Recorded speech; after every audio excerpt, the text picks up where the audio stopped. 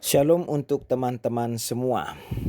Melalui video ini saya mau kembali berbagi pembelajaran firman kepada teman-teman ya.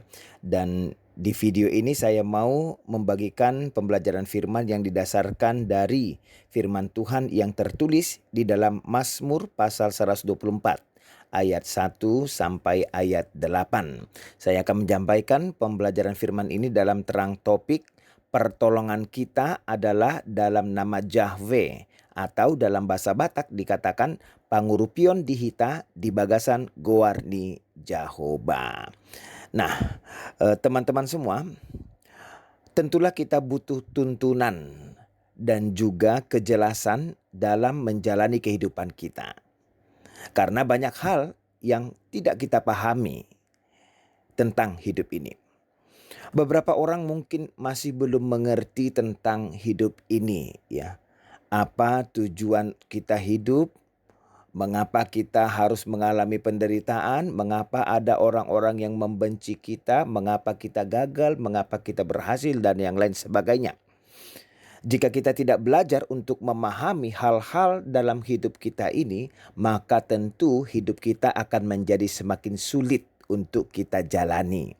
Nah, teman-teman semua, firman ini mau menekankan kepada kita, hidup ini adalah tentang hubungan kita dengan Tuhan. Hidup ini adalah tentang hubungan kita dengan Yahweh. Bagaimanakah hubungan Israel dengan Yahweh?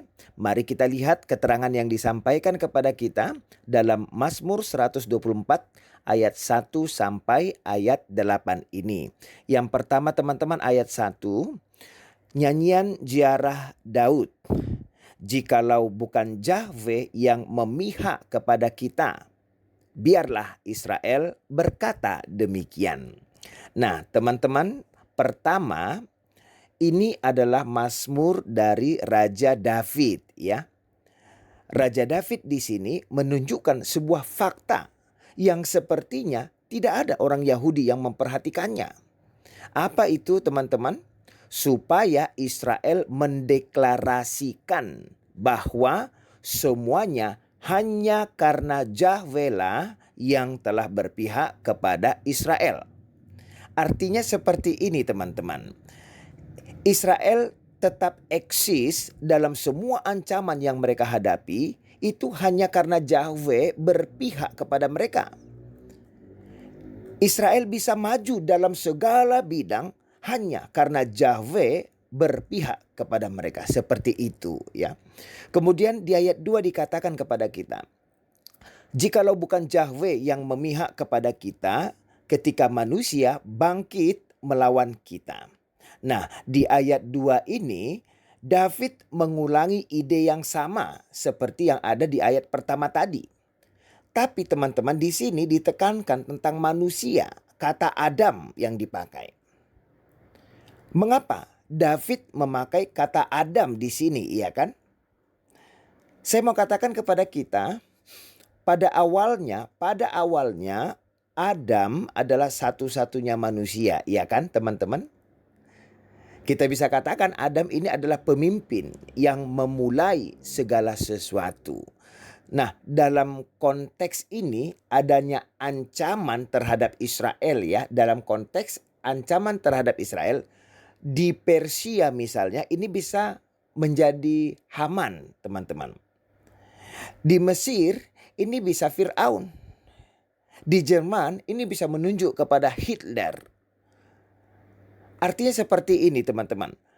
Hanya butuh satu orang saja untuk memulai sesuatu. Hanya butuh satu orang saja, masalah pun datang kepada satu kelompok ataupun satu bangsa Israel. Satu orang jahat saja bisa memulai permusuhan terhadap Israel. Lalu diikuti oleh orang banyak.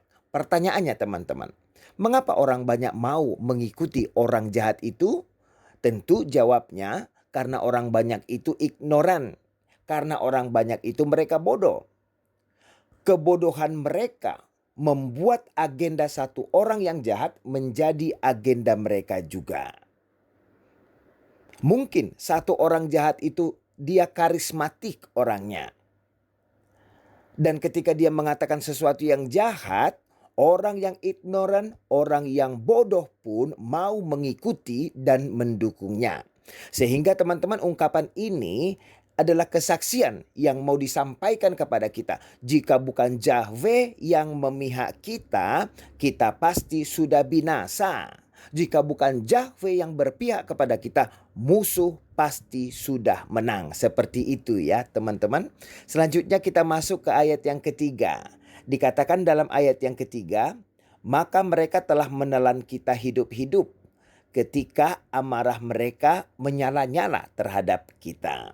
Teman-teman semua, ada kebenaran yang disampaikan kepada kita pada bagian ini. Apa itu? Ketika orang-orang jahat bangkit melawan kita, katanya, kita tidak akan bertahan hidup dari mereka.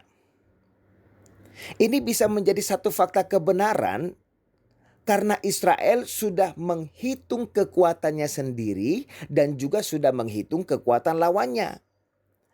Ini tentu teman-teman karena kekuatan lawannya jauh lebih kuat. Sehingga muncullah kesimpulan kita tidak akan bertahan hidup dari mereka. Bukan hanya itu ya, bahkan juga dikatakan di sini mereka akan menelan kita hidup-hidup. Ungkapan ini teman-teman mau menekankan kepada kita, mereka musuh itu akan menyiksa kita tanpa belas kasihan. Tanpa belas kasihan ya. Bahkan kepada anak kecil dan perempuan, bahkan kepada lansia dan orang yang sudah lemah. Dan ini adalah gambaran untuk peperangan yang tidak ada ampun, teman-teman. Sekarang pertanyaannya, apakah ini pernah terjadi dalam sejarah Israel? Kalau kita ikuti ya teman-teman kesaksian orang-orang Yahudi, mereka mengatakan ada teroris ya. Ada teroris yang mereka akui sebagai anak-anak setan ya. Teroris ini menembak seorang ibu yang sedang menggendong anaknya. Teroris ada yang memenggal seorang bapak di hadapan ibu dan anak-anaknya. Teroris ini membunuh anak-anak kecil, teman-teman. Ini adalah gambaran kejahatan setan dan anak-anaknya. Luar biasa kejahatan itu, sampai-sampai mereka berbahagia melihat darah yang tertumpah. Mereka bersuka cita mendengar jeritan rasa takut dan rasa sakit dari korbannya. Sehingga di sini dikatakan teman-teman, jika bukan karena Yahweh, penderitaan ini bisa lebih buruk lagi kepada kita atau kepada bangsa kita. Karena memang kita tahu ya teman-teman semua, hasil pekerjaan setan dan anak-anaknya adalah membuat atau menampilkan hal-hal yang seburuk-buruknya. Kalau bisa paling buruk dialami oleh orang-orangnya Tuhan. Ini ditekankan dalam ungkapan di dalam kemarahan yang membara terhadap kita. Ya, itu ungkapannya teman-teman. Di dalam kemarahan yang membara terhadap kita. Teman-teman semua, orang akan memiliki kemarahan yang membara ketika agamanya disinggung, ketika Tuhannya disinggung, ketika nabinya disinggung, atau bahkan ketika nabinya digambar. Ini fakta nggak yang saya sampaikan teman-teman? Teman-teman bisa jawab sendirilah. Ketika kemarahan yang dihasilkan bukan sembarangan kemarahan, tetapi kemarahan yang ingin membunuh pelaku yang sudah menyinggung mereka. Kemarahan yang lebih dari ini teman-teman selalu diarahkan kepada bangsa pilihan Tuhan, yaitu Israel sendiri. Nah, teman-teman, apa sebenarnya yang bisa membuat musuh-musuh kita sangat marah kepada kita? Saya ulangi ya, apa sebenarnya yang bisa membuat musuh-musuh kita sangat marah kepada kita? Menurut saya jawabannya apapun bisa membuat orang-orang jahat sangat marah kepada kita.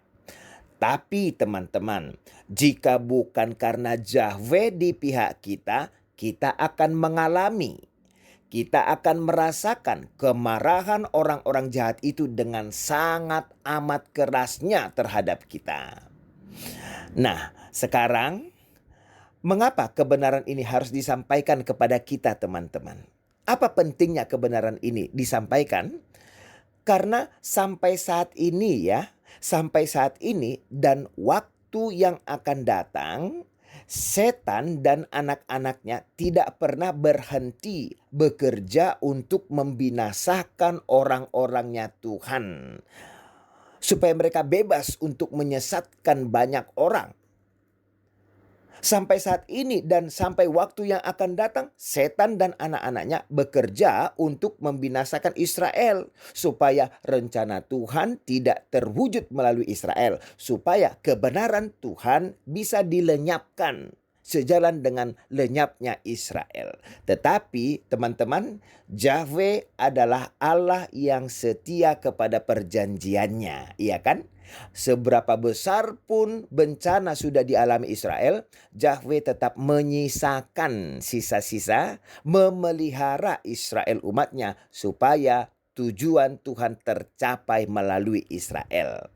Nah, sehingga teman-teman, Yahweh lah yang sudah menjaga Israel supaya setan dan anak-anaknya tidak mencapai tujuan mereka. Sekarang, teman-teman, apa yang terjadi jika Yahweh tidak berpihak kepada kita? Ya, apa yang terjadi jika Yahweh tidak berpihak kepada Israel? Ayat 4 katakan kepada kita, maka air telah menghanyutkan kita dan sungai telah mengalir melingkupi diri kita. Teman-teman semua, jika satu orang penyesat yang berwibawa berhasil mempengaruhi massa yang bodoh, ya, saya ulangi. Jika satu orang penyesat yang berwibawa berhasil mempengaruhi massa yang bodoh, maka kita akan menghadapi gelombang yang sangat besar, ya kan? Dikatakan di sini, maka air telah menghanyutkan kita. Kalau air yang biasa nggak akan mungkin bisa menghanyutkan. Ini air yang luar biasa, teman-teman. Nah, saya mau sampaikan kepada kita ya, melalui air yang luar biasa ini gambarannya, bagian ini bicara tentang insiden yang besar. Insiden yang bisa terjadi karena kekuatan besar yang dibangun oleh setan dan anak-anaknya. Kekuatan besar ini menunjuk kepada besarnya potensi orang-orang untuk disesatkan. Sehingga di dalam kebersamaan kejahatan mereka akan melakukan kesalahan, dosa, kekejaman, dan yang lain sebagainya. Dikatakan lagi ungkapannya teman-teman, dan sungai telah mengalir melingkupi diri kita. Ini ungkapan ini ya, ini adalah gambaran dari masalah yang dihadapi secara berkelanjutan atau kontinu, teman-teman. Permasalahan ini dialami oleh satu generasi, lalu kemudian berlanjut lagi kepada generasi-generasi berikutnya. Artinya, masalah ini tidak pernah berhenti karena sakitnya masih di situ. Masalah tidak pernah berhenti karena penyakitnya masih ada, teman-teman. Melalui ini kita perlu menyadari sesuatu. Apa itu? Jangan kita pernah berpikir, jika tidak ada pergerakan musuh, jika situasi tenang, maka tidak ada masalah yang akan terjadi lagi. Itu salah, teman-teman. Itu salah. Domba-domba yang merasa tenang, hidup berdampingan dengan serigala, mereka adalah domba-domba yang bodoh. Teman-teman perhatikan ini. Perhatikan ini. Tidak ada damai jika serigala-serigala itu tetap ada di sekitar kita. Bahkan di dekat kita berwujud seperti domba, ya, berwujud seperti domba. Alkitab sendiri mengatakan, ya, setan dan kejahatan tetap akan ada. Setan dan kejahatan, teman-teman, bisa ada di setiap negara. Bisa ada di setiap instansi, di dalam diri setiap orang yang tidak beriman dan tidak takut akan Tuhan. Tetapi bagi orang-orang yang beriman tetap juga ada potensi untuk digoda melakukan kejahatan. Tetapi ketika orang beriman itu digoda melakukan kejahatan, Tuhan akan tegur mereka. Kenapa Tuhan tegur mereka? Karena Tuhan tidak mau mereka melakukan dosa, lalu kemudian mereka binasa.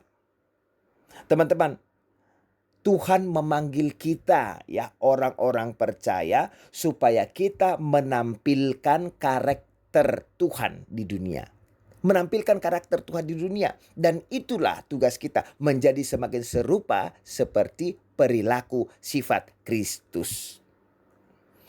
Terkadang, ya, perbuatan jahat orang lain kepada kita itu bisa mengingatkan kita bahwa kita adalah orang yang benar, kita adalah orang yang percaya. Dan terkadang mereka memusuhi kita hanya karena iman kita, teman-teman. Hanya karena kebenaran kita, hanya karena kita mengatakan kebenaran dan kebenaran itu menyinggung kepada mereka, mereka memusuhi kita. Tetapi satu hal penting untuk kita ingat selalu, apa itu? Selama Yahweh tetap menyertai kita, Yahweh tidak menginginkan kita binasa. Ayat 5, teman-teman. Maka telah mengalir melingkupi diri kita air yang meluap-luap itu. Teman-teman semua, apa itu air yang meluap-luap di sini, iya kan?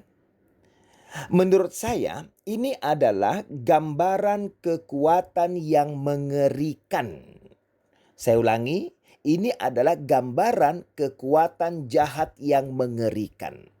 Rencana-rencana jahat manusia misalnya, konspirasi, keputusan-keputusan yang menekan orang-orang benar, yang membuat hidup semakin sengsara, teman-teman.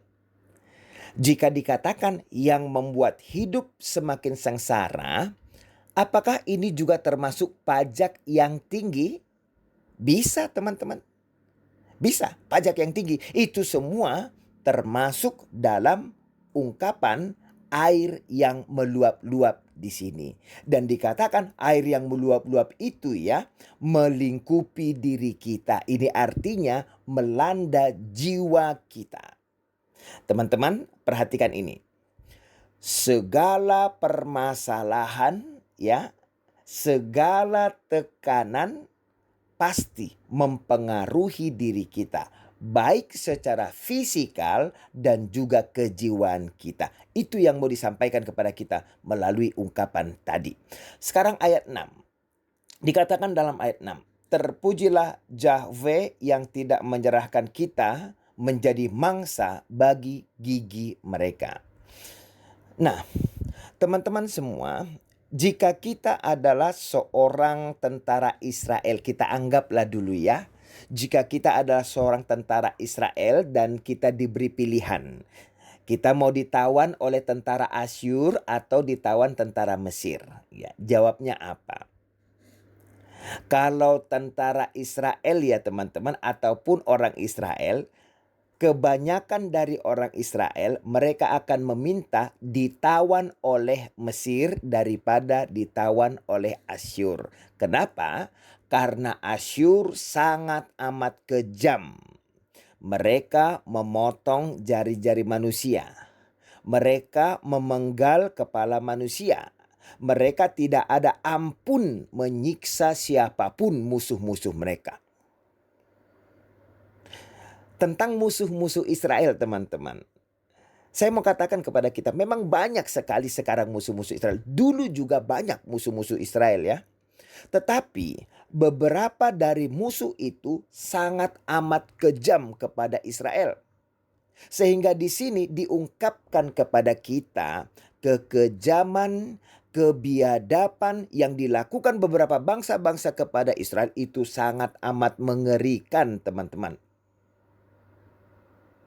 Memang, ya, memang tidak semua orang akan memperlihatkan sifat yang sangat buruk kepada kita. Memang gak semua orang. Tapi setiap orang punya potensi, teman-teman, untuk menjadi kejam dan tidak punya hati. Pernah terjadi loh, menurut cerita orang-orang Yahudi, ya teman-teman, pernah terjadi kelompok tertentu yang adalah musuh orang Yahudi, mereka menjual orang Yahudi menjadi budak. Menjadi budak, bahkan kepada prostitusi. Tetapi teman-teman, Yahweh tidak membiarkan itu terjadi sepanjang waktu terus-menerus kepada orang Israel. Itu faktanya.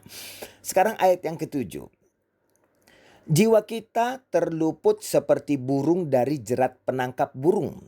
Jerat itu telah putus dan kita pun terluput. Nah, teman-teman semua, di ayat ini dikatakan ada jerat yang kita tidak tahu dipasang di mana. Ada jebakan di satu-satu tempat yang kita tidak tahu, ya. Dan kita ini diibaratkan seperti seekor burung yang terlepas dari perangkap orang itu. Sekarang pertanyaannya teman-teman, pertanyaannya, bagaimana burung itu bisa terlepas, ya kan? Bagaimana burung itu bisa terlepas? Banyak contoh teman-teman yang bisa kita ambil dari media. Contohnya, ketika teroris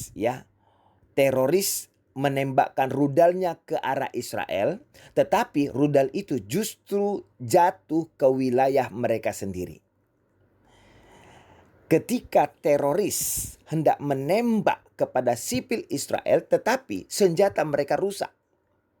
Ketika teroris membeli pager buatan Israel, tetapi device itu tiba-tiba atau malahan meledak di wilayah teroris itu sendiri. Ya. Jadi perhatikan di sini dikatakan apa? Jerat yang mereka pasang itu hancur, ya. Jerat yang mereka rencanakan kepada orang Israel, tetapi jerat itu hancur. Entah salah tembak, entah senjatanya tidak berfungsi, atau memang tidak ada sumber daya manusianya yang baik yang bisa memakai teknologi persenjataan itu, kita tidak tahu. Ya, kita tidak tahu, tetapi ketika itu terjadi, musuh rugi sendiri. Ketika musuh rugi sendiri, disitulah Israel terlepas. Sekarang teman-teman, bagaimana kita harus menjelaskan semua ini? Itulah yang hendak diterangkan oleh bagian ini.